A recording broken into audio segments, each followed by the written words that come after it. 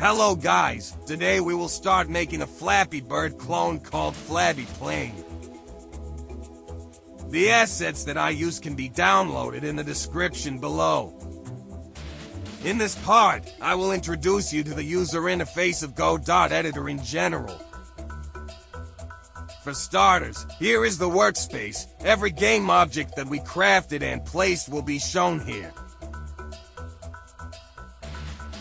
The game object or node in Godot will be placed and structured here.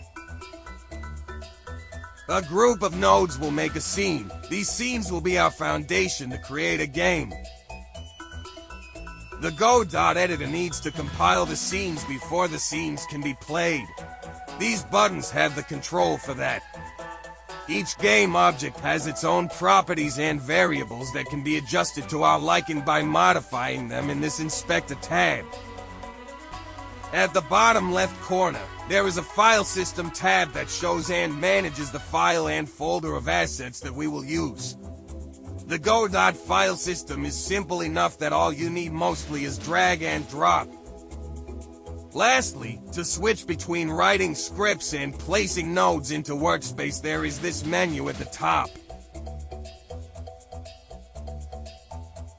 I think that's enough introduction to Godot editor. We will learn the details of them as we go.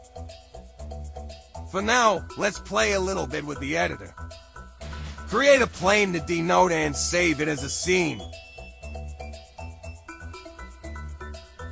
We should create a base folder for our scene first, then hit Ctrl+S to save the scene.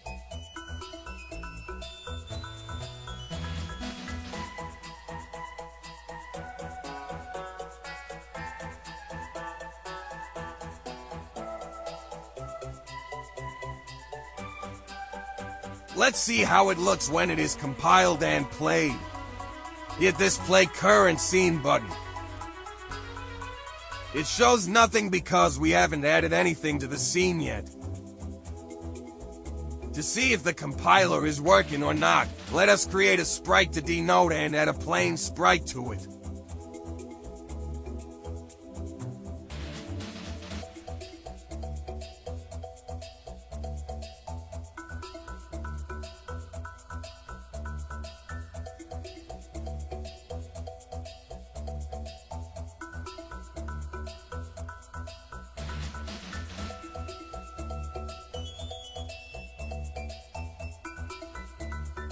We can drag and drop this plane image to the texture property of this sprite to denote.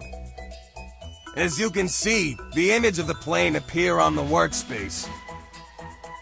It is a little too big though. I am going to make it smaller by setting the scale property to be 0.15.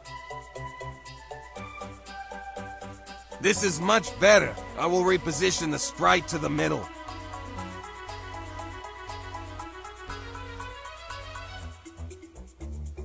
Hit the play button again to see whether the sprite is shown. I think that's enough for this video. One last thing that I want to do is change the screen size before ending this video. Go to the project in the menu bar and search for Project Settings. This pop-up shows configuration settings of the project. We could modify the screen size in this window tab. I will change it to 720 and 980, then switch the stretch mode to canvas item. This will adjust the stretch according to canvas object.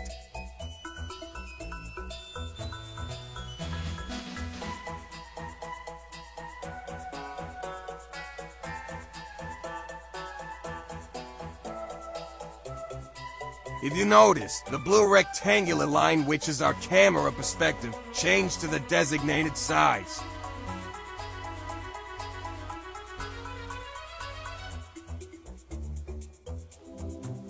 There you go, the screen size completely changed. If you like the video, hit that like button and subscribe for more.